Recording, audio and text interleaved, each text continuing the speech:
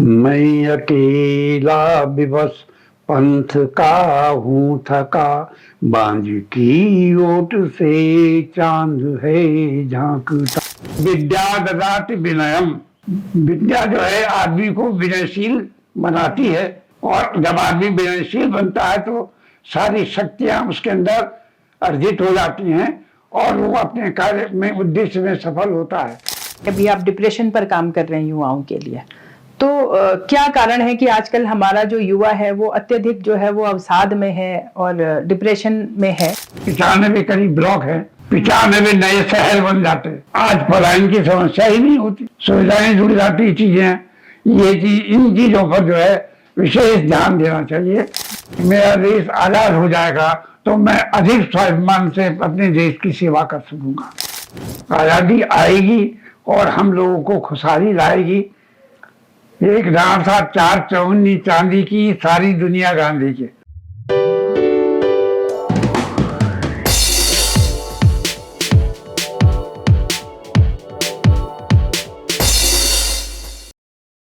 नमस्कार दोस्तों, मैं माधुरी टिपराल और स्वागत आप सभी का हमारे आज के इस शो में। आज हमारे शो में हमारे मेहमान हैं एक वरिष्ठ पत्रकार, वरिष्ठ साहित्यकार और आज़ादी से पहले के, यानी कि जो आज हमारे गेस्ट हैं वो 1936 का उनका जो बर्थ है और उन्होंने आज़ादी से पहले और आज़ादी के बाद दोनों महल उन्होंने देखे हैं।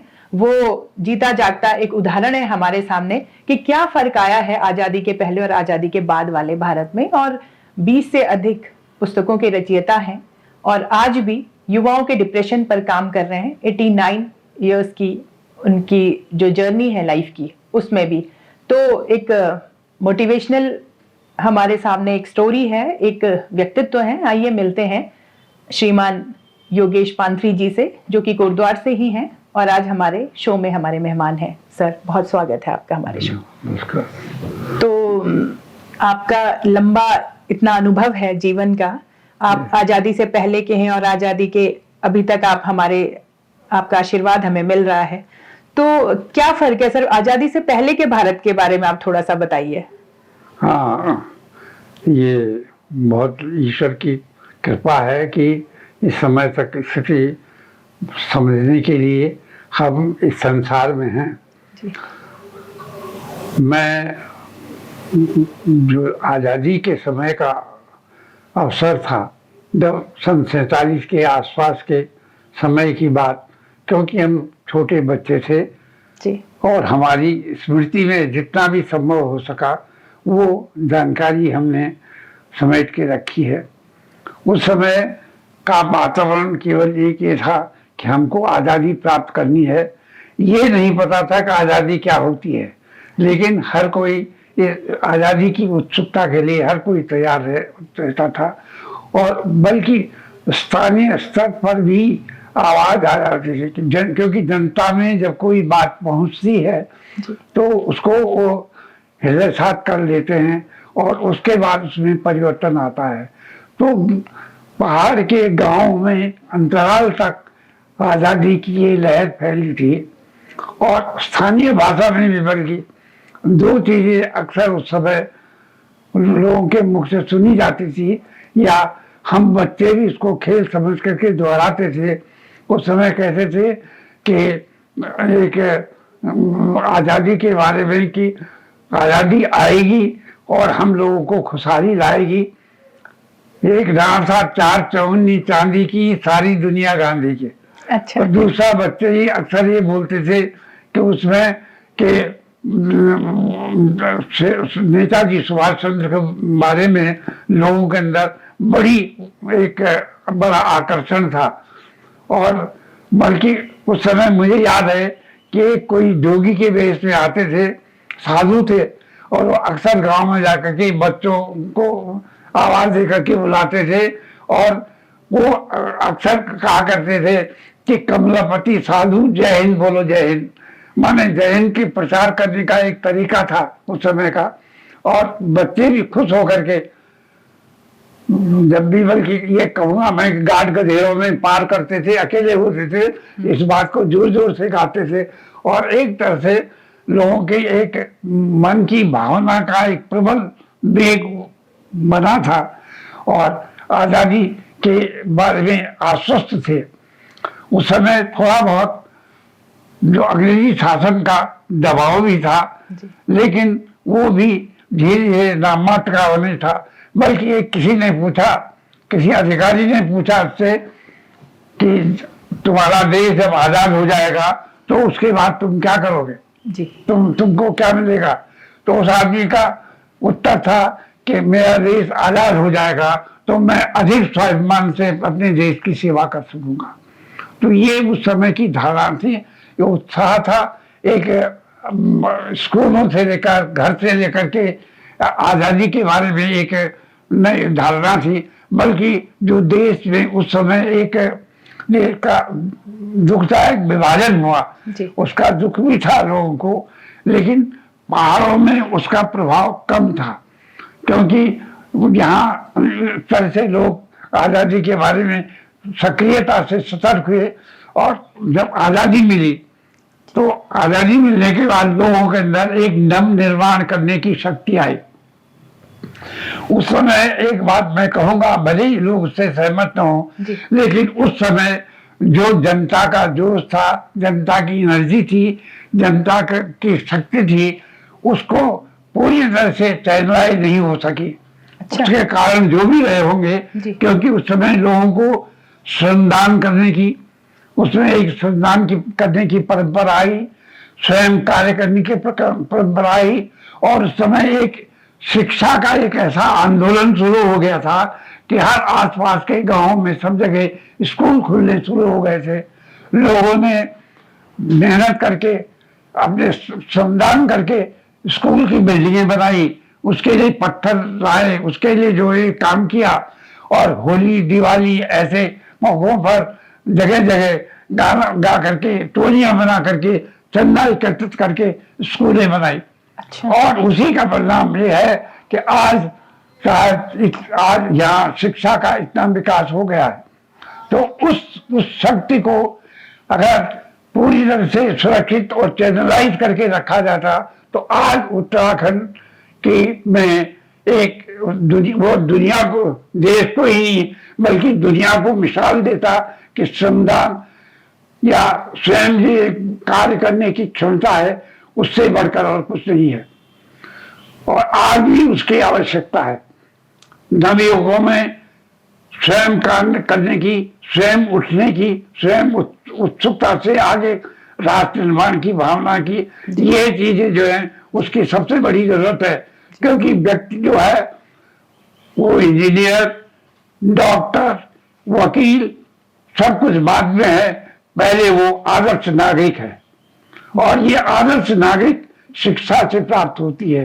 और शिक्षा जो है भारतीय दृष्टिकोण में, शिक्षा में सबसे पहली चीज यही कहा गया है कि विद्या ददाति विनयम। विद्या जो है आदमी को विनयशील बनाती है, और जब आदमी विनयशील बनता है तो सारी शक्तियां उसके अंदर अर्जित हो जाती हैं और वो अपने कार्य में, उद्देश्य में सफल होता है। तो ये चीजें उस समय लोगों के अंदर ये उत्साह था। हम लोग भी उत्साह में थे, श्रमदान में थे। गांव के लोग जो है अपना राशन लेकर के सड़क बनाने के लिए आ गए। अच्छा। गांव के लोग जो है अपने साथ लेकर के महीनों तक या हफ्ते 15 दिन के लिए जगह जगह ये तय कर दिया जाता था कि इतनी जगह पे आपको ये सड़क बनानी है, और वो स्वेच्छा से ढोल दमाओं के साथ, यहाँ तक नगाड़ों के साथ उस समय बड़े उत्साह से आते थे। वो करते थे। बल्कि हमारे इस क्षेत्र में, गढ़वाल में, एक आत्म सहायता का एक बहुत बड़ा उदाहरण था। अच्छा। उस परंपरा को आगे ले जाने की आवश्यकता है, समझने की आवश्यकता है। उस पीढ़ी के लोग अब नहीं रहेंगे, लेकिन उस पीढ़ी के अनुभव को अगर आज उकेर करके, उसे प्रेरणा लेकर के आगे काम किया जाए तो बहुत सारा परिवर्तन आ सकता है। और ये जो आज पलायन की समस्या है, हर एक पलायन की समस्या, पलायन और परिवर्तन में बड़ा अंतर है। पलायन भी दो प्रकार का होता है। एक तो बेहतरी के लिए पलायन होता है, और एक व्यवस्था के कारण, मजबूरी के कारण पलायन होता है। मैं तो ये कहूंगा व्यक्तिगत रूप से हर एक ही चीजें हैं, हमें पलायन वाला जो है कालिदास चाहिए। कालिदास उस समय इस स्थिति में थे जिसको कि उसमें कहा गया कि उनको ज्ञान का अभाव था, ये चीज थी, लेकिन जब वो आए तो जबकि लौट के आए तो उन्होंने इस देश को जो है इतने श्रेष्ठ ग्रंथों को दिया कि आज भी उनको बड़े सर्वमान्य और सर्वश्रेष्ठ ढंग से याद किया जाता है। तो उस पलायन का एक पक्ष ये भी है। दूसरी चीज मेरी दृष्टि से पलायन के समझने की आवश्यकता इसलिए है, जरूरी है कि व्यक्ति के बजाय स्थान को महत्व दिया जाना चाहिए। व्यक्ति बनता है, वो कहीं भी जा सकता है, कहीं भी निकल सकता है, लेकिन स्थान का महत्व होता है। तो स्थान के महत्व में जो है व्यक्ति आता जाता रहता है, लेकिन उसमें स्थान का महत्व नहीं करता। मेरे विचार से भले ही कुछ लोग सहमत हो, लेकिन हमने स्थान को महत्व देने की उचित। उदाहरण के लिए उत्तराखंड में ब्लॉकों की परिकल्पना की गई, ब्लॉक बने। अगर उस समय इस बात को ध्यान में रखकर किया जाता तो आज मेरे ख्याल से, अगर मैं सही हूं तो करीब 95 करीब ब्लॉक है, 95 नए शहर बन जाते। आज पलायन की समस्या ही नहीं होती, सुविधाएं जुड़ जाती चीजें हैं। ये चीज, इन चीजों पर जो है विशेष ध्यान देना चाहिए। और एक बात कहने में मैं संकोच नहीं करूंगा कि वो एक पहाड़ में कहावत है कि सत्तु रही बल सासुमा और सबड़ा रह गया बड़ी। माना ये चीज है काम करने वालों की और काम बांटने वालों की, उनका समन्वय ठीक तरह से नहीं हो सका है, उसका समन्वय होना चाहिए।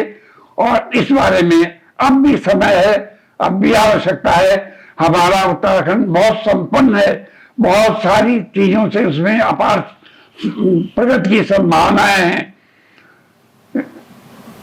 जड़ी बूटियां हैं, उद्योग केंद्र है, और ये सारी चीजें हैं। इन अपार संभावनाओं का आधार पर जो है, अगर हम यहाँ की प्राकृतिक स्थिति का अध्ययन करके देख लें तो उससे ये महसूस होगा कि हम किसी से कम नहीं जी।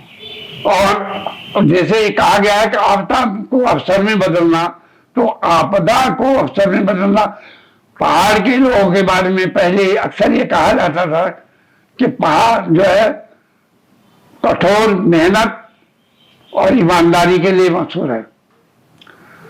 मैं ये प्रश्न अपने मन में आता है कि जब आप आदमी ईमानदार है, कठोर मेहनती है, तो फिर वो गरीब कहाँ का हो सकता है?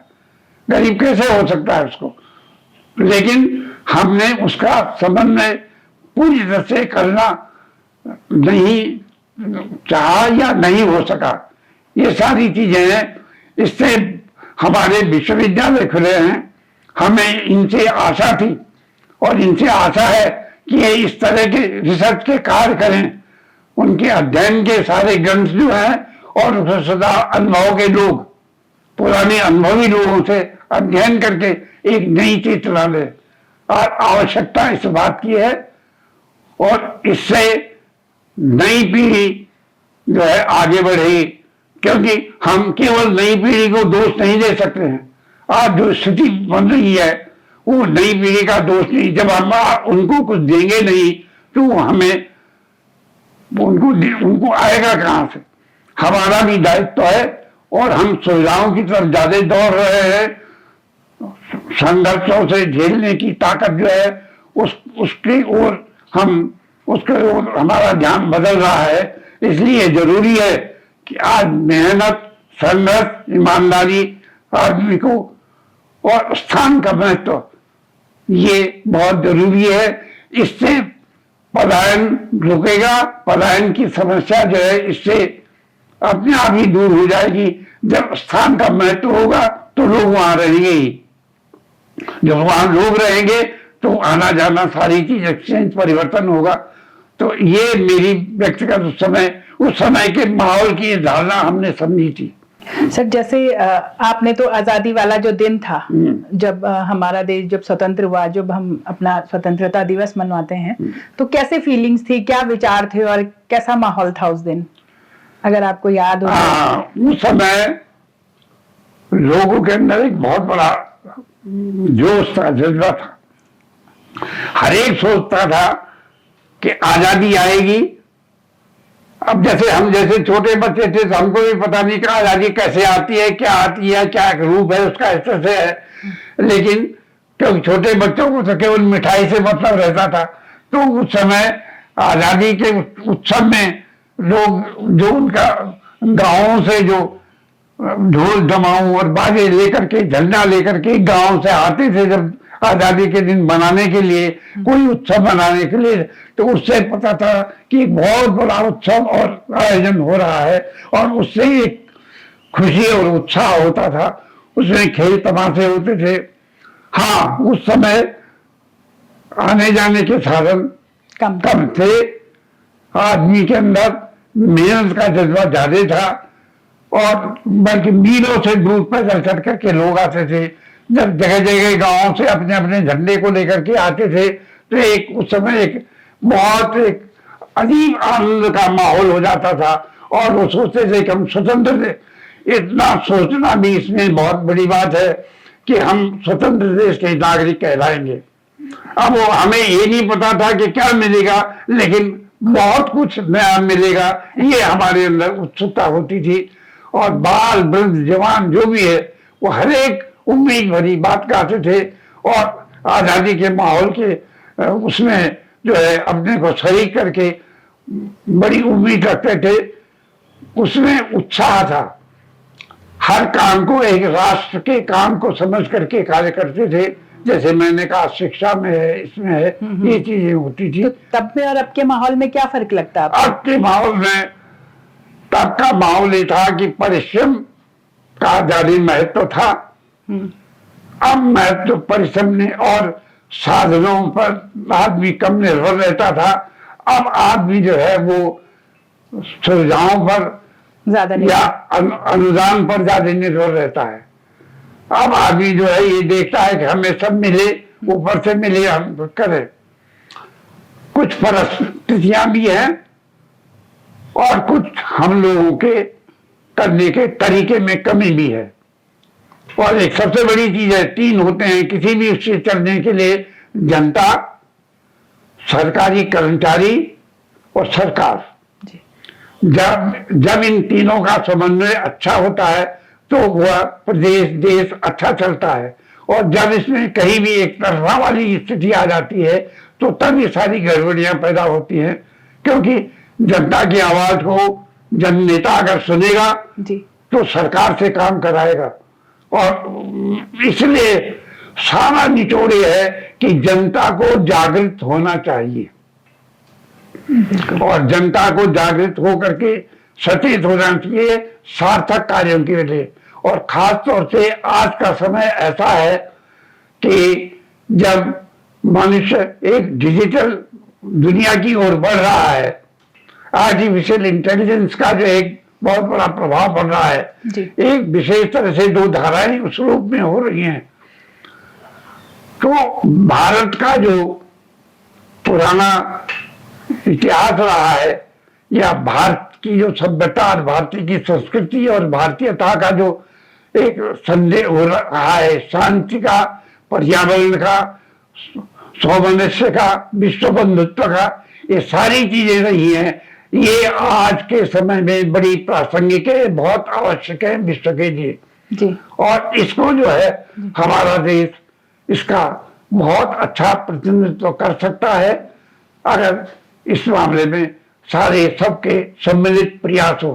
राष्ट्र एक का नहीं है, राष्ट्र पक्ष का भी है और प्रतिपक्ष का भी है।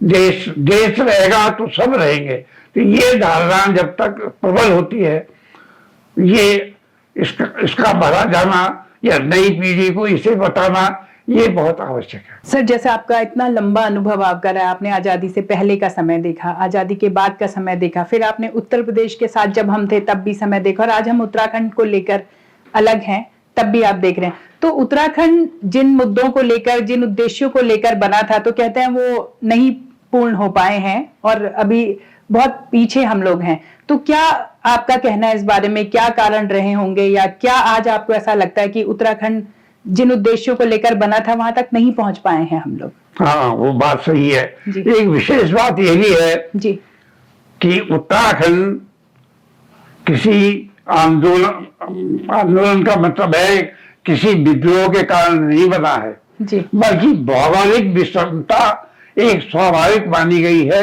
जी। और उसकी वजह से इसको अलग प्रदेश बनाया गया है। जी उसमें वास्तविक बात यह थी कि उसमें उत्तराखंड की भौगोलिक परिस्थितियां मैदानी क्षेत्रों से भिन्न थी, इसलिए इस क्षेत्र को जो है अलग, पहले एक अलग विभाग खोला गया, तो इसके बाद उसको अलग प्रदेश बनाया गया। जी आंदोलन हुआ, इसमें कोई शक नहीं, बहुत लोगों ने संघर्ष किया, बहुत सारे लोगों ने अपने जीवन अर्पित किए और एक उसके लिए अलग नए प्रदेश बनाने के लिए एक स्वर्णिम इतिहास बनाया। उस समय मेरे रूप में, मैं अगर एक व्यक्ति के रूप में, एक नागरिक के रूप में सोचूं, तो उस समय सरकारी तंत्र की तरफ से दो एक भूलें हुई हैं, जिसको मैं समझता हूं। एक तो परिसंपत्तियों के बंटवारे में सक्रियता नहीं की गई, जी क्योंकि अक्सर ऐसा होता है उस समय सबसे पहले संभालने की बात रही, फिर अगर उस समय पूरी तरह से परिसंपत्तियों का बंटवारा हो गया होता तो आज काफी चीजें बेहतर होती। दूसरी चीज है कि हमने कहा तो है कि इसका अलग ढंग से बनना चाहिए, इसका खाका अलग ढंग से बनना चाहिए, इसका निर्माण अलग ढंग से होना चाहिए, लेकिन हमारे में क्रियात्मक में और कथन में, कथनी में और करनी में, दोनों में अंतर आने लग गया। हम भले ही उन्हें कहते कि भाषण देकर ही पुल नहीं बनते, भाषण देकर ही शहर नहीं बनते, भाषण देकर ही अखबार में छप करके ही चीजें, और यहाँ तक स्थिति आ गई कहीं कहीं, अब तो नहीं कह सकता हूं मैं इसे, कि प्रोजेक्ट बना दो, प्रस्ताव बना दो, उसको जो है छपवाने को दे दो और उसके बाद अखबार में छप जाए और उसमें संतुष्ट हो जाओ। माने ये चीजें नहीं है कि आज आपने ये चीज बनी है तो ये वास्तव में वहां बन भी नहीं है, उसमें समाज में कितना है, क्या चीज है, इसमें थोड़ा बहुत चूक हुई है जी। निश्चित है, भले ही चीज है। दूसरी चीज, जो सरकारी मशीनरी है और जनता है और सरकार है, इसके में तालमेल की कमी है। बिल्कुल। और इस तालमेल की कमी के कारण से एक दूसरे पर थोपने की बात ही चीज होती है। आप जब कार्य करते हैं तो आपको जिम्मेदारी दी गई है और उस जिम्मेदारी को निभाने के लिए आपके पास ऐसा समय नहीं कि आप उस जिम्मेदारी से आप टाल सकें, तो वो चीज है। इसलिए कार्य संस्कृति में परिवर्तन, अब वो कैसे हो ये सरकार को देखना है, लेकिन कार्य संस्कृति में और जनता की सोच में और नेताओं के विचारों में इसके अंदर सुंदर एक तालमेल होना चाहिए और नेताओं को ये समझना चाहिए कि जनता जब तक है तभी तक उनका अस्तित्व है और जनता को जो है सुदृढ़ और बनाना उनका भी परम कर्तव्य है। एक चीज जैसे उत्तराखंड में आजकल काफी समस्याएं हैं, पलायन, आपने अभी बात की, पलायन की समस्या है, उसके अलावा एक भू कानून है, शिक्षा, स्वास्थ्य और रोजगार के लिए पलायन हो रहा है। भू कानून एक बड़ा मुद्दा आजकल बना हुआ है, आप कैसे देखते हैं भू कानून वाले मुद्दे पर, क्या आप कहना चाहेंगे? भू कानून वाला मुद्दा, बल्कि जहां तक मुझे याद है कि जब ये जो मैदानों में जो जमींदारी प्रथा उन्मूलन हुआ, उस समय यहाँ के बारे में भी कुछ बातें चली। भू कानून में परिवर्तन दो तरह से चीज सोच के हो सकता है। एक तो खैर जो चर्चा चल रही है कि आप उसका एक अलग एरिया बना करके अलग अलग उसका चकबंदी करके उसको काम है। चकबंदी से होने से पहले यहाँ के जमीन का वास्तविक बंटवारा आधार होना चाहिए। अभी बंटवारे ही नहीं है जमीनों और के उसमें सबसे बड़ी बात ये हो गई है जी। ये कुछ कमी गांव के लोगों की ओर से हुई है जी। और मेरा व्यक्तिगत मानना है कि जो जिस समय बांटना है, खेती की बटाई, परिवार बढ़ते हैं तो उसमें बटाई होती है, तो उसको ठीक तरह से नहीं देखा गया। एक दूसरा कारण ये है कि आप जब इतनी जगह में अलग अलग जगह खेत बंट गए हैं तो हरेक पूरी तरह से हरेक का गुजारा गांव में नहीं हो सकता है, इसके लिए उसे बाहर जाना पड़ रहा है, तो उसे कोई इतनी दिक्कत की बात, लेकिन मूल अधिकार उसका वही है। जब तक उसके मूल अधिकार में जब तक दोबारा पैमाइश नहीं होगी, उसके लिए एक तरीका ही है कि दोबारा भूमि की पैमाइश की जाए, उसको देखा जाए और उसके बाद उसको जो है ये चकबंदी करके ये काम हो जाए। अच्छा, चकबंदी में भी एक चीज है, पहले गांव में ऐसा था कि एक घर परिवार, संपन्न परिवार उसको कहा जाता था जिसके पास मवेशी भी होते थे, घर भी होता था, अन्न की उपज भी खेतों में होती थी और ये सारी चीजें, सब चीजें सुविधाएं, केवल नमक लोहा लेने के लिए लोग बाहर जाते थे, बल्कि उसको भी ढाकर बोलते थे। वो बाहर जाते थे, वो लाते थे वो चीजें, बाकी सब चीजें वहां से। आज गांव में देखिए आप, आज गांव में बंजर के अलावा या जंगली जानवर पशुओं के अलावा कोई नहीं रह गया।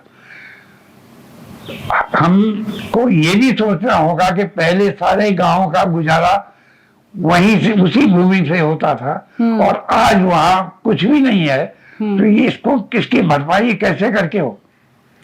खाली ये कह देने से या कुछ बातों को बता देने से कुछ चीजें देने, इसमें व्यवहारिकता ये है कि आप नए नगर बसाए जाए, सुविधाएं उनको दी जाए।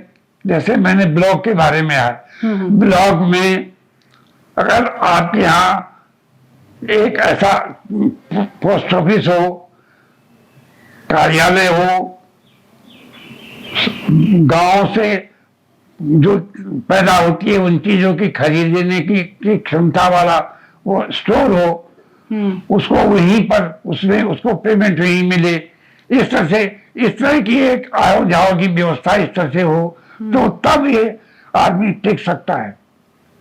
बिल्कुल। अच्छा, कुछ पहले ऐसा भी था कि जब आजादी के समय में शिक्षा की बात आई तो हर जगह स्कूल खुले तो वहां अध्यापक लगे या क्लर्क लगे या स्कूल कमेटी लगी, और जो अध्यापक थे वो लोकल लगे, क्योंकि प्रिंसिपल और मैनेजमेंट के थे तो वो लोकल होते थे, तो लोकल लोग, उनका परिवार भी गांव में रहता था, कोई गांव में। उसके बाद सब सरकारी हो गए तो सरकार में परिवर्तन हो गया, तो जो यहाँ के लोग थे वो भी, उनका भी ट्रांसफर हो गया और जो बाहर के लोग थे वो भी वहां रुका नहीं, जो यहाँ रुके थे वो भी चले गए। इसलिए सबसे बड़ी समस्या ये चीज आई।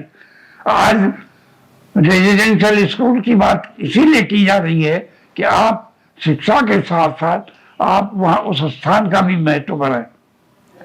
तो ये व्यवहारिक दिक्कतें हैं, व्यवहारिक कठिनाइयां हैं जिनको कि लोगों को स्वयं हल करना है। अब जब गांव में आदमी ही नहीं रहेंगे तो विकास क्या होगा? इसलिए सबसे पहले स्थान का महत्व बहुत जरूरी है। उदाहरण के लिए गांव, एक जगह में एक फैक्ट्री खुल गई है तो मान लिया वो लोग तो है, फैक्ट्री का आदमी चला जाएगा तो फैक्ट्री तो वही रहेगी, दूसरा आदमी आ जाएगा फिर। तो स्थान का महत्व जो है, स्थान को महत्व दिया जाना बहुत जरूरी है। अगर स्थानों का महत्व नहीं होता तो उस तरह से चीजें वो अपने आप फिर वो चीज सरक जाएंगे। हमें स्थानों का भी विकास करना है, सबसे पहले स्थानों के विकास की आवश्यकता है। सर, जैसे हम उत्तराखंड की बात कर रहे हैं आजकल, और एक आपने भी सुना होगा, हम लोग भी आए दिन सुन रहे हैं कि जैसे पहले हम कहते थे कि उत्तराखंड में जो हमारे पहाड़ हैं, पहाड़ी जो हमारे गांव हैं, वहां की जो रीढ़ है वो महिलाएं हैं। लेकिन आजकल सुनने में आ रहा है कि जो आजकल की जो युवतियां हैं, जो लड़कियां हैं हमारी, वो पहाड़ में या गांव में शादी करने को ही तैयार नहीं है। उन्हें लड़का चाहिए जो दिल्ली या देहरादून में हो। इस समस्या को आप कैसे देखते हो और आपका क्या कहना है इस पर? ऐसा क्यों है? आपने बहुत अच्छा प्रश्न किया। ये ज्वलंत प्रश्न है जी। और इस पे चर्चा होनी चाहिए। ये आगे विकराल रूप न ले, इससे पहले ही रोका जाना चाहिए। जी। अगर वास्तव में देखा जाए तो महिलाएं पहाड़ी हमारे क्षेत्र की रीढ़ है, उन्हीं के ऊपर सारा घर का दारोमदार सारा चीज चलता है। जी। और उससे सारे परिवार की, खेती की सारी चीजें जो हैं, जैसे कहते हैं ना, ये चीज कहा कि ये एक बेटे को पढ़ा करके आप एक व्यक्ति बनता है। जी। लेकिन एक बेटी को पढ़ा करके आप एक परिवार को पढ़ाते हैं। बिल्कुल। और बेटी का एक नाम दुहिता भी है, जो दोनों परिवारों के हित का ख्याल रखती है। तो ये इसमें इस तरफ हम लोगों का विशेष ध्यान देना चाहिए। और उत्तराखंड की महिलाएं बड़ी सशक्त हैं, कर्मठ हैं और उनको हल्का सा दिशा निर्देशन में वो बहुत बड़े बड़े काम कर सकती हैं। ये निश्चित है और ये लोगों का अनुभव है। कई लोगों ने इस बारे में बात भी व्यक्त की है। जी। और इसका एक सामान्य समय में जीता जागता उदाहरण उत्तराखंड आंदोलन है। उत्तराखंड आंदोलन के समय में, आजादी के समय भी महिलाओं ने काम किया। जी। जो लोग आजादी के समय में जंगलों में छिपे हुए रहते थे, कहीं मकानों में, अदृश्य मकानों में छिपे रहते थे, उनको खाना बना करके देना, उनको उनकी मदद करना, सब महिलाओं ने, उत्तराखंड की महिलाओं ने भी ये काम किया है। तो इसलिए महिलाएं के बारे में, उनकी शिक्षाओं के बारे में विशेष ध्यान देना चाहिए। और ये जो समस्या पनप रही है, ये समस्या थोड़ा समाज में संस्कार की, स्थान की कमी के कारण और कुछ शिक्षा की कमी के कारण है। शिक्षा की कमी इस रूप में नहीं है कि हाय स्कूल खुले हैं, रीति है। शिक्षा की कमी हमारे परिवार के लोगों की जिम्मेदारी वो हल्की करना चाहते हैं।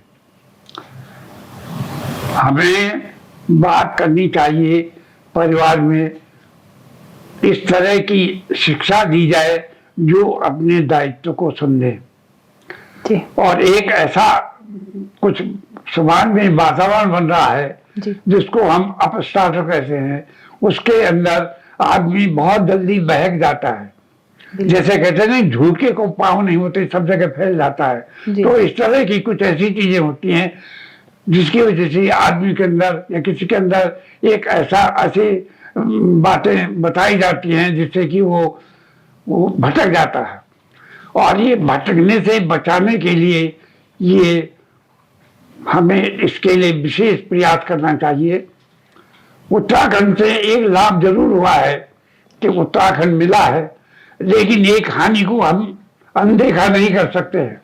उस समय से महिलाओं के हाथ से कूटी और दाती छूट गई है, और जिसका कारण ये हुआ कि गांव में खेती का बहुत अभाव हो गया और लोगों ने हमेशा उसको हल्के की तरफ वो चलने की लिए। इसमें यह है कि बिना मेहनत के अगर आसानी से मिल जाता है, मुफ्त में वो चीज मिल जाती है, तो वो प्रवृत्ति भी एक उनमें से एक कारण है। बाकी हमें बच्चों को, क्योंकि सबसे पहले लड़का हो या लड़की हो, सबसे पहले उनकी टीचर जो है माँ होती है जी। और माँ ही सारे वातावरण होते। तो हालांकि ये समस्या किसी और कारण से बढ़ी है, उसके सामाजिक ताने बाने को भी देखा जा सकता है, लेकिन पहाड़ों में इस समस्या को रोकने के लिए हमें अपने स्कूलों में एक तो सबसे पहली बात ये होनी चाहिए कि शिक्षा जो है रोजगार परक होनी चाहिए। बिल्कुल। आज बिना पैसे के कोई काम नहीं करता है। हमें ठीक याद है, बचपन में छोटे में जब थे हम छोटी क्लासों में पढ़ते थे, तो हमारे यहाँ स्कूल के सामने एक ऊनल स्टोर हुआ करता था, और वो ऊन काटने के लिए तकली देते थे, और उस ऊन को काट करके जो देता था 2 पैसे 4 पैसे 1 आना 2 आना जितना भी होता था उसको मिलता था। हम जानते हैं जब 1 आना 2 आना 2 पैसे हमको मिलते थे, वो जेब में रखते हुए लगता था उसका सुख कुछ और होता था। तो आज उसको स्वतंत्र रूप से वो खरीद सकता था, ले सकता था, वह उसका उपयोग कर सकता था। आज ये भी आवश्यक है कि आप शिक्षा के साथ साथ उनको काम करने के लिए उनके श्रम करवाएं, लेकिन श्रम जो है सार्थक श्रम करवाएं। उनको कुछ न कुछ उसका पुरस्कार मिलना चाहिए, इंसेंटिव मिलना चाहिए, क्योंकि आज विज्ञान इतना आगे बढ़ गया है कि हर एक छोटा बच्चा भी बहुत कुछ समझने लग गया है। छोटा बच्चा पढ़ाई की किताबों के अपेक्षा अपने लिए खिलौने, साइकिल, मोबाइल ज्यादा पसंद करता है। बिल्कुल। आज माँ बाप भी खुश हो करके कहीं तो बच्चे को मोबाइल दे करके उसको बैठने के लिए कह देती है, उससे कुछ काम करने छोड़, लेकिन ये नहीं जान पाते कि इस मोबाइल को ज्यादा देने से उससे लत पड़ेगी, उसके बिना वो कुछ नहीं दे सकता, और उसके अलावा उसके इंद्रियों पर कितना असर पड़ सकता है, आंख पर, वो पर आकर जाकर के, क्योंकि अधिक प्रयोग करना भी नुकसान होता है। तो उसके बारे में भी हमको जानकारी। आग है, आग के बारे में, आग से हम भोजन बनाते हैं, लेकिन आग से जो है हाथ भी जल जाता है। तो ये सावधानी जरूरी है। बच्चे को अगर आप सुविधाएं देते हैं, कई लोग जो है अपने छोटे बच्चों को, वो उम्र के नहीं होते, उनको वो मोटरसाइकिल या स्कूटर दे देते हैं, गाड़ी चलाने दे देते हैं, या इस तरह से चीजें हैं, तो वो बच्चों को, बेटी हुआ बेटा जो वो भी हो, उसके बारे में गार्जियन को भी सावधान रहना जरूरी है। इसलिए गार्जियन की जिम्मेदारी अपने समय से उसका एक कारण है। अगर वो जिम्मेदार रहेंगे तो बच्चे जो हैं वो फिर अपने काम की तरफ ध्यान देंगे। तो ये चीजें आज महिलाओं, इसीलिए कहता हूं कि महिलाओं को आगे आना चाहिए। महिलाएं समाज में एक बहन के रूप में, माँ के रूप में, मित्र के रूप में बहुत बड़ा काम कर सकती है इस समस्या को हल करने में। और जो उनकी इनर शक्ति है, जो उनको एक चीज है, उनके स्वाभिमान की रक्षा करना भी हर एक का कर्तव्य है। इसलिए पहाड़ों में एक इस तरह का जन आंदोलन होना चाहिए महिलाओं को, फिर इस तरह से, क्योंकि उनकी नियत शक्ति को जो है जागृत करना जरूरी है। और ये तभी संभव है जब वो उन्हें आत्मनिर्भर होने का ज्ञान दिया जाएगा, स्वाभिमान जागृत करने का ज्ञान दिया जाएगा। ये पहाड़ की नारियों में इतिहास है, इतिहास साक्षी है कि लोनोतेली जैसे कैसी है, रानी बोला जैसी महिलाएं जिन्होंने अपनी हिम्मत से जो है वो समाज की रक्षा की है। और ये तो हमारा भारत तो सबसे पहले मातृदेवो भव सबसे बड़ी चीज है, और ये उत्तराखंड को इस मामले में अग्रणी होना चाहिए। ये मेरी विनती भी है और ये मेरी धारणा भी है। सर, जैसे कि आजकल आप बता रहे हैं कि अभी आप डिप्रेशन पर काम कर रहे हैं युवाओं के लिए, तो क्या कारण है कि आजकल हमारा जो युवा है वो अत्यधिक जो है वो अवसाद में है और डिप्रेशन में है?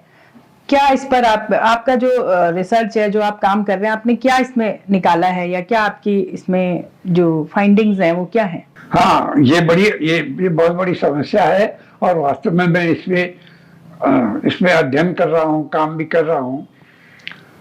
आज का बालक जो है देश का भविष्य है जी। और अगर आगे आज के बालक बालिकाएं जितनी में ये अगर ये ठीक तरह से सुयोग्य सुशिक्षित नहीं होंगे तो देश, राष्ट्र फिर उन्नति नहीं कर पाएगा। और इसके लिए सबसे पहले कर्मठता, ईमानदारी सबसे बड़ी आवश्यक है। तो एक तो सबसे पहली चीज है कि एक हमारी शिक्षा में जो कमजोरियां हैं उनको दूर करना जरूरी है।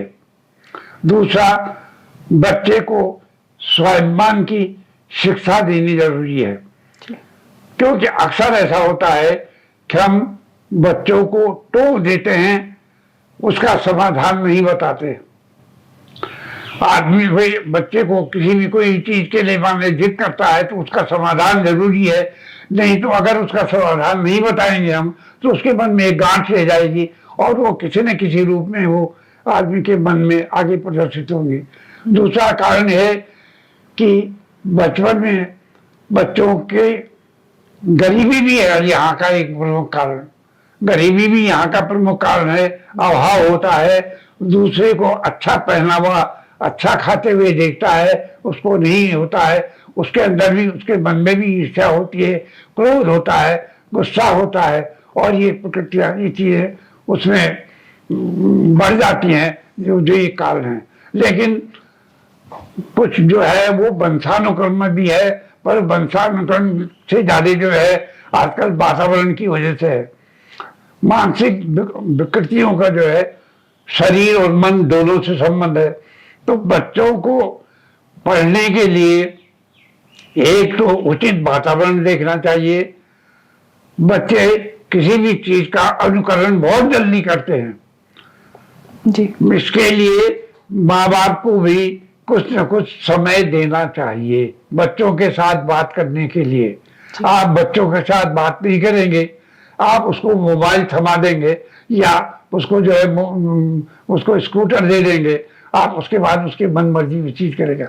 बच्चों को जो है वो बच्चों, क्योंकि मैं कहता हूँ आज के हर नागरिक को अधिकार के साथ साथ कर्तव्य का ज्ञान कराना भी जरूरी है। हम अधिकार तो मांगते हैं कि हमें ये दो ये दो ये दो, लेकिन हमें क्या करना है ये हम नहीं कहते।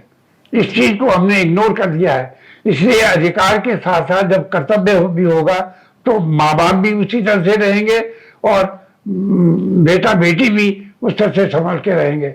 और उसका एक कारण ये भी है कि परिवार टूट रहे हैं। अकेला, हर आदमी अकेले रहने को पसंद करता है और अकेला रहने में जितना पहले उसको सुख मिलता है, बाद में अकेले रहने में उसको उतना ही दुख मिलता है, क्योंकि अकेलापन पहले अच्छा लगता है लेकिन बाद में वही काटता है आदमी को। इसलिए समाज बहुत आवश्यक है। समाज में बच्चा जो बड़ा परिवार, अक्सर आपने अध्ययन करके देखा होगा कि बड़ा परिवार जो होता है उसमें बच्चे अपनी मेहनत से आगे निकलते हैं, और जो एकल परिवार होता है उसमें एक को ही खुश करने में सारी चीज लग जाती है। कोई जरूरी नहीं कि उसको जो है वो ठीक तरह से आगे अच्छा निकल सके। तो ये धारणाएं जो हमने बनी है कि साहब बच्चे को सारी सुविधाएं, सारे साधन दे दो, सब चीजें दे दो, वो आगे निकलेगा, ये कोई जरूरी नहीं है। बच्चे को काम करने की प्रेरणा देना सबसे बड़ा कर्तव्य है। आज क्लासेस में भी कई बच्चे ऐसे होते हैं जिनको लिखने में दिक्कत होती है, कई बच्चे ऐसे होते हैं जिनको सुनने में दिक्कत होती है। तो एक तो माँ बाप का, गार्जियन का एक कर्तव्य है कि बच्चा अगर गलती करे तो उसकी गलती को सुन ले, उसको माफ भी करे और उसको आगे सही रास्ते दिखाए। एक तो सबसे पहली चीज। दूसरी चीज, बच्चा अगर बच्चे के अंदर उसके अंदर कुछ ऐसी चीज आती है, समाज में पनपता है, उसको ऐसे समाज के साथ रखे जिससे उसको जो है वो स्वयं निर्णय करने में की वो प्रवृत्ति है उसको आगे बढ़े जी। आप देखिए हर एक समझते हैं हर स्कूल में प्रार्थना होती है। प्रार्थना का उद्देश्य सबसे पहली चीज आकर के जो है आप प्रार्थना करते हैं तो उसका मतलब है कि हम सब एकाग्र होकर के, मन एकाग्र होकर के अच्छी तरह से एक दिशा की ओर जाए, एक वातावरण बनता है। बिल्कुल। आप किसी संगीत को गाते हैं तो गाते हैं सबसे पहले उसका रियाज करते हैं ताकि आप वातावरण बनाते हैं। तो वातावरण मनुष्य को, किसी को भी अच्छा करने को करता है। और इसलिए हमें परिवार में बेटा हो या बेटी हो, इनके लिए हम ये नहीं सोचे कि हमने पैसा कर दे दिया है या उनको सुविधाएं दे दी हैं, सूट बना दिए हैं, जो मर्जी चाहो पैसा ले लो। वो कहीं कहीं ऐसा होता है पैसा नहीं, वो आपका प्यार चाहते हैं, आपका सानिध्य चाहते हैं, आपके से अच्छी गाइड चाहते हैं। अगर आप उसको नहीं करेंगे तो फिर उसके मन उनके मन में जो है कुंठाएं होंगी, और कुंठाएं जो है अनेक विकट रूप ले सकते हैं। इसलिए सबसे पहली बात माँ बाप की है। दूसरा अध्यापक है। अध्यापक को अध्ययनशील होना जरूरी है। अध्यापक को अध्ययनशील के साथ साथ अपने छात्र को समझना जरूरी है। छात्र अध्यापक का भी मूल्यांकन करता है, और अध्यापक का मूल्यांकन करके उसी तरह से उसको याद रखता है। कई बुजुर्ग लोग हैं, जब वो अपने अध्यापक का जिक्र करते हैं तो कहते हैं कि साहब वो मास्टर जी तो है, कान तो बहुत मरोड़ते थे, मारते तो बहुत थे, लेकिन उनका पढ़ाया हुआ आज तक भी याद है, उनको नाम करे। तो आप ये चीज इस चीज को देखिए, मतलब कि हमको जिम्मेदारी कहीं भी कम होगी तो उसमें कमी आएगी। माँ बाप की जिम्मेदारी, स्कूल के अध्यापक की जिम्मेदारी, और उसके अलावा उसके समाज की जिम्मेदारी, इससे ये सब मिलकर के व्यक्तित्व का निर्माण करते हैं बच्चे का। स्कूलों में, कॉलेजों में छात्र क्लास में आए, पढ़ के चले जाएं, अध्यापक की ये जिम्मेदारी नहीं। अध्यापक की जिम्मेदारी ये भी है कि अपने बच्चे को देखना, स्कूल के छात्र को देखना कि कौन कैसा है, किस तरह से उसकी प्रतिभा को पहचानना जी। जो कला में प्रवीण है, कई लड़के पढ़ने में ठीक नहीं होते लेकिन संगीत में बहुत अच्छे होते हैं, आगे जाकर बड़े निकलते हैं, उसमें उसको डेवलप करें। किसी को वनस्पति में, किसी में वो है, वो उस तरह से उसको काम करें। एक पारखी भी होना चाहिए अध्यापक को। इसलिए ये बहुत सारी चीजें हैं, इसमें सुधार की बहुत जरूरत है। और हमारा उत्तराखंड की महिलाएं जो है इस चीज को अपनी जिम्मेदारी से काम करेंगे तो इसमें बहुत सारा परिवर्तन आएगा। ये मेरी व्यक्तिगत धारणा भी है। जैसे कि आपने भी एकल और संयुक्त परिवार की बात की है, तो आजकल एकल परिवार का चलन ज्यादा है, संयुक्त परिवार को लोग अवॉइड कर रहे हैं। तो क्योंकि आप बुजुर्ग हैं और आपने इन सारे फेजेस को अभी तक आप देख चुके हैं, आपका क्या कहना है कि क्यों ऐसा हो रहा है, क्यों संयुक्त परिवार से लोग एकल परिवार की तरफ जा रहे हैं, और उसके क्या नुकसान है और क्या कुछ फायदे भी हैं या नहीं? एकल परिवार पहले संयुक्त परिवार में होता था कि काम बांटने की जरूरत नहीं पड़ती थी, हर एक अपना अपना काम ले लेता था। और जो परिवार का आदमी किसी उसमें अक्षम्य भी होता था, माने कमजोर होता था, उसका भी साथ साथ में गुजारा साथ साथ में चल जाता था। उसमें कोई अभाव महसूस नहीं होता था और सब बराबर समझते थे। आज ये हो गया है व्यक्ति, उसका कारण व्यक्ति ही दोषी नहीं है, कुछ वातावरण भी दोषी हो गया है। और ये मैटेरियल युग है, ये इस युग में जो है पैसे का महत्व तो बढ़ गया है।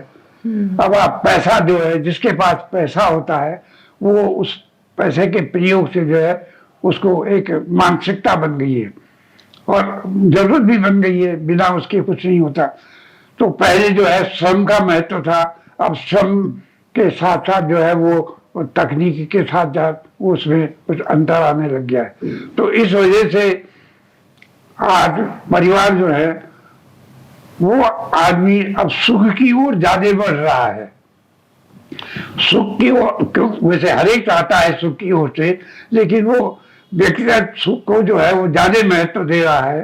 पहले ऐसा होता था, वो एक ऐसे ही उसमें मनोरंजन में बात कर रहे थे, लेकिन एक जगह एक किसी जगह में एक समय में कोई ऑफिस में गया, अपने काम करने के लिए गया। उस काम करते हुए जब उनसे पूछा उसने कि कुछ देने की बात की, साहब ये लीजिए, तो कहने का भाई देखो नहीं, मैं तो बाल बच्चेदार आदमी हूँ, परिवार आदमी हूँ, मैं ऐसे काम नहीं करता हूँ। और कहने में बहुत समय के बाद उसके बाद उस ऑफिस में गया, उसी ऑफिस में उसने कहा भाई देखो मेरा इतना बड़ा परिवार है, मुझे भी बाल बच्चे पालने हैं, मेरा भी ख्याल रखो। तो ये अंतर आर्थिक कारणों से आया है, आदमी भी इसका इतना दोषी नहीं है। तो इसलिए ये चीजें हैं कि एक तो आदमी के अंदर संतोष का अभाव है। पहले संतोष का प्रभाव था, अब संतोष का अभाव होता जा रहा है। आदमी की भूख बढ़ रही है और इस वजह से जो है आदमी चाहता है कि मैं सारा परिवार होगा तो मेरे पैसे का उसका सारा परिवार को करना पड़ेगा, मैं अलग हो जाऊंगा तो मुझे अपने आप ही देखना पड़ेगा, मेरी सुख सुविधाएं अच्छी बढ़ेंगी, मैं बहुत बढ़िया वो चीज करने लगूंगा। तो उसकी वजह से ये चीज सोचता है और फिर परिवार बिखरने लगते हैं। लेकिन जब उसको बुढ़ापे में या किसी और समय में जब उसको जरूरत पड़ती है, उस समय उसका अकेलापन उसको उतना ही काटता है, उतना ही खाता है।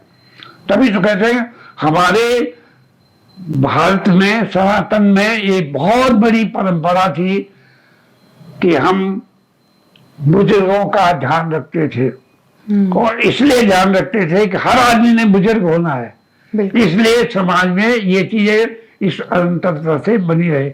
यहाँ तक कि बुजुर्ग होकर के भी जो स्वर्ग से जा जाता था उसके लिए श्राद्ध की व्यवस्था है। उसको श्राद्ध का मतलब है एक तरह से हम कृतज्ञता ज्ञापित करते हैं, जनरेसिटी जो हमारे अंदर होती है उसको कायम रखते हैं। और अगर आदमी के अंदर कृतज्ञता नहीं है तो उसके अंदर कुछ नहीं है। तो इस चीज को हर एक अंदर एक चीज लानी चाहिए।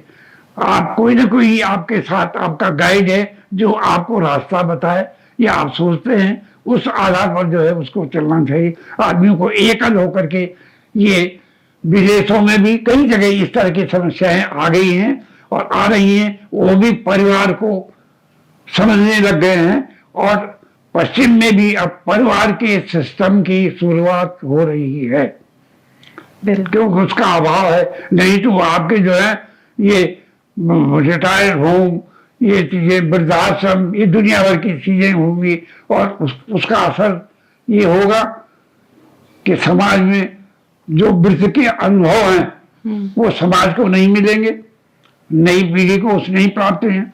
आप ये देखिए कि जो बुजुर्गों के अनुभव होते थे, युवाओं की ताकत होती थी, बच्चों की प्रतिस्पर्धा होती थी, इन सब मिलकर के समाज के अंदर जो एक जागृति होती थी उसका अभाव हो जाएगा।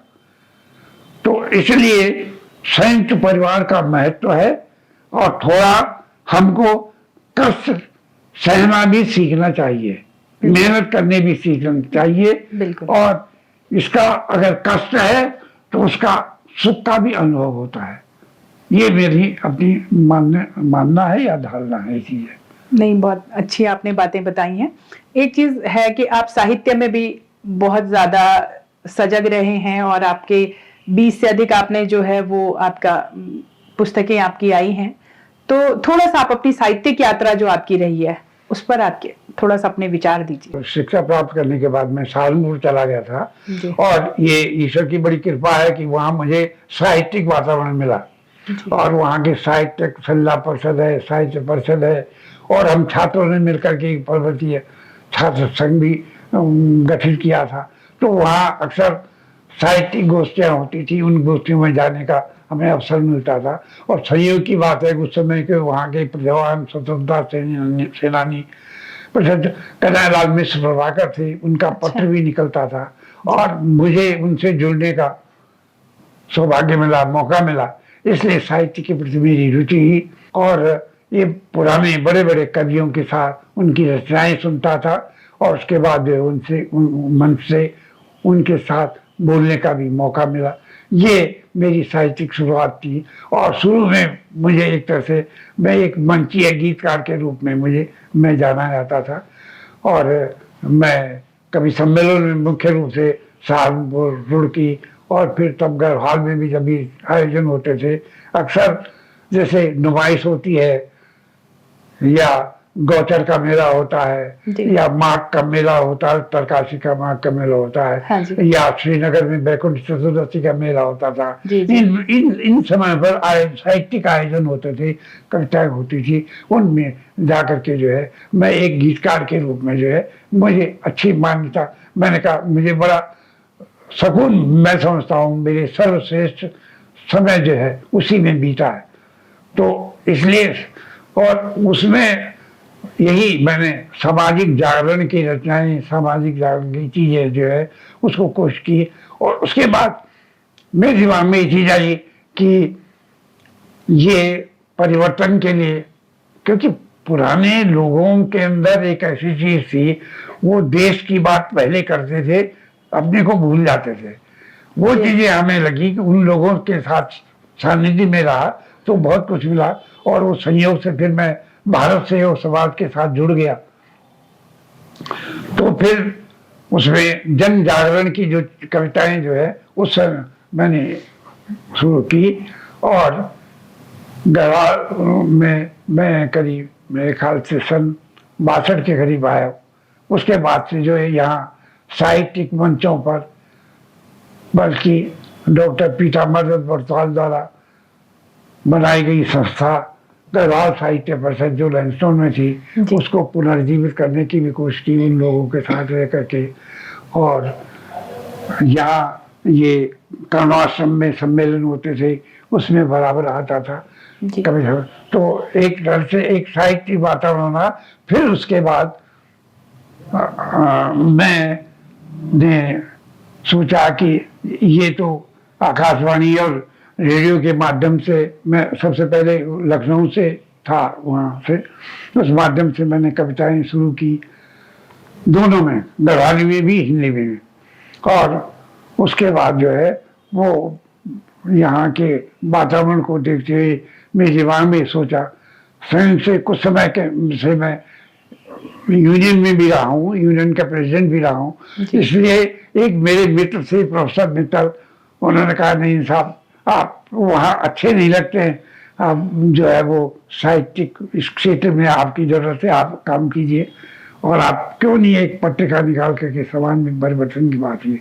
तो उस समय में दिमाग बात आई और तभी उसके बाद अलकनंदा का प्रकाशन हुआ। तो वो, और इसलिए मैं तब मेरा कभी कभी रूप जो है या कविताएं मंच में जाना जो है कुछ थोड़ा कम हो गया।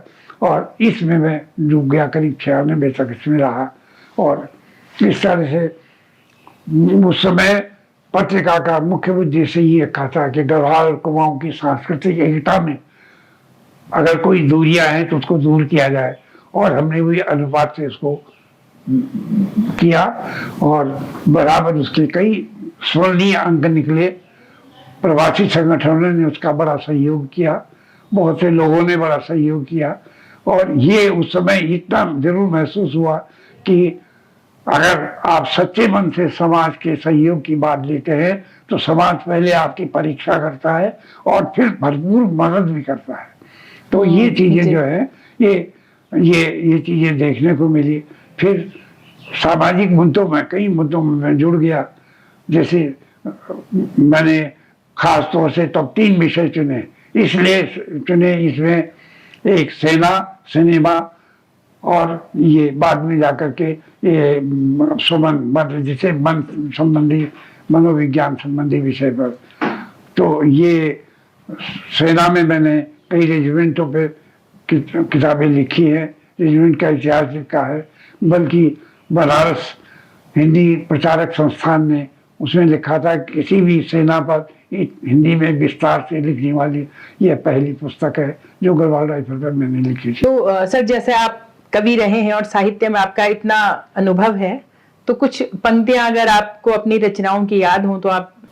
आदमी ये समझ लीजिए कि संध्या का समय होता है, जब पूर्णमासी का समय होता है और कहीं किसी पहाड़ी जगह पे बैठा होता है जी। और बांस का वृक्ष होता है और वो चुपचाप सुनसान सोचता रहता है। तो उसके बाद उसके मन में क्या भावनाएं आती हैं वो उस कविता में जो है वो मैंने कोशिश की है चीजें। वो उसका शीर्षक है बांस की ओट से चांद है झांकता। मैं कोशिश करूंगा, मेरा गला रुध रहा है वैसे, पर फिर भी। मैं अकेला विवश पंथ का हूँ थका, बांझ की ओट से चांद है झांकता। मैं अकेला विवश पंथ का हूँ थका, बांझ की ऊट से चांद है झांकता, चांद है झांकता। पूछती है निशा और निस्तब्ध मन, क्यों समय छल रहा एक निस्वार्थ मन। पूछती है निशा और निस्तब्ध मन, क्यों समय छल रहा एक निस्वार्थ मन। चंद्रमा की कला बांटती स्नेह से, हर कुटी हर महल को बिना भेज कर। सांत्वना मिल रही आज उस आस को, जो कुचलती रही शक्ति के दर्प से। और अब चल पड़ा धैर्य को बांध कर, साधना से सतत पंथ को आंकता। बांझ की ओट से चांद है झांकता, चांद है झांकता। गुदगुदी दे रहा है मलय फूल को, साख ज्यों सोडसी सी मचलती हुई। चांद की लाज से पात घूंघट लिए, हिल रही साख संकोच करती हुई। हिल रही साख संकोच करती हुई। विघ्न जो पंथ में सूल बन चुभ रहे, फूल सा मान कर लक्ष्य को भांपता। फूल सा मान कर लक्ष्य को भांपता। बांझ की ऊट से चांद है झांकता। मैं अकेला विवश पंथ का हूँ थका, बांझ की ऊट से चांद है झांकता, चांद है झांकता। एक रचना तो ये है। बहुत सुंदर। और एक मैंने ऊँची है कि वेदना की कसक अश्रुगीरे नयन, वेदना की कसक अश्रुगीरे नयन। अब नहीं चाहिए, अब नहीं चाहिए। वेदना की कसक अश्रुगीरे नयन, अब नहीं चाहिए, अब नहीं चाहिए। हो चुकी है बहुत अश्रु बरसात अब, प्रात के भाल तब मर गई रात तक। जो न उस रात की रोशनी बन सके, इस तरह की चलन अब नहीं चाहिए। वेदना की कसक अश्रुगीले नयन, अब नहीं चाहिए, अब नहीं चाहिए। वेदना की कसक अश्रुगीले नयन, अब नहीं चाहिए, अब नहीं चाहिए। डिप्रेशन की दवा। हाँ। उसकी उसकी पता नहीं सी होगा, मुझे याद है। हाँ। एक कदम आगे बढ़ो अब के लिए, एक कदम आगे बढ़ो कल के लिए, बेहतर कल के लिए। आज भी खुश रहो कल के लिए, तनाव मुक्त बन के लिए, बेहतर कल के लिए। हर सुबह एक नई प्रेरणा दे, दिन कुछ करने के लिए। सांझ चिंतन मनन भी करें, क्या किया और करने के लिए, बेहतर कल के लिए। हर सुबह एक नई प्रेरणा दें, दिन कुछ करने के लिए। सांझ चिंतन मनन भी करें, क्या किया और करने के लिए, बेहतर कल के लिए। रहे यदि कोशिश करें, गिर गए तो स्वयं ही उठे। हिम्मत न हारे कभी मन से, कुछ नया पाने के लिए। हिम्मत न हारे कभी मन से, कुछ नया पाने के लिए, बेहतर कल के लिए, बेहतर कल के लिए। हानि को लाभ करने के लिए, हानि को लाभ करने के लिए, भूख को भर पेट रोटी के लिए, मन वचन कर्म से बढ़ना जरूरी, विश्व में शांति लाने के लिए। मन वचन कर्म से बढ़ना जरूरी, विश्व में शांति लाने के लिए। एक कदम आगे बढ़ो अब के लिए, एक एक कदम आगे बढ़ो कल के लिए, बेहतर कल के लिए। वाह, बहुत सुंदर आपकी रचनाएं थी। और समय की अपनी मर्यादा है, नहीं तो हम तो सुनते ही रहे। और इतनी अच्छी आपसे जानकारियां मिली, आजादी के पहले से लेकर और आज तक जो आपके विचार थे बड़े अच्छे रहे, और मुझे लगता है हमारे दर्शक भी अवश्य लाभान्वित हुए होंगे। तो सर, आपका बहुत बहुत धन्यवाद कि आप हमारे शो में आए, और इस उम्र में भी आप इतने सक्रिय हैं, ये बहुत ही खुशी की भी बात है और एक प्रेरणा की भी बात है सभी युवाओं के लिए। तो बहुत धन्यवाद आपका जुड़ने के लिए और अपनी अच्छी जानकारियां हमारे साथ साझा करने के लिए। तो आप थे आदरणीय योगेश पांथरी जी, जो कि हमारे साथ कोटद्वार से जुड़े थे, एक वरिष्ठ साहित्यकार, एक वरिष्ठ पत्रकार, और आपने उनकी रचनाएं सुनी, उनके विचार सुने, और आप अवश्य लाभान्वित हुए होंगे। इस तरह की शख्सियतों से आगे भी जुड़े रहने के लिए आप हमारे चैनल को लाइक, शेयर और सब्सक्राइब करना ना भूलें, और अपना प्यार, आशीर्वाद और इसी तरह से हमें देते रहें। हमसे जुड़ने के लिए आप सभी का बहुत बहुत धन्यवाद।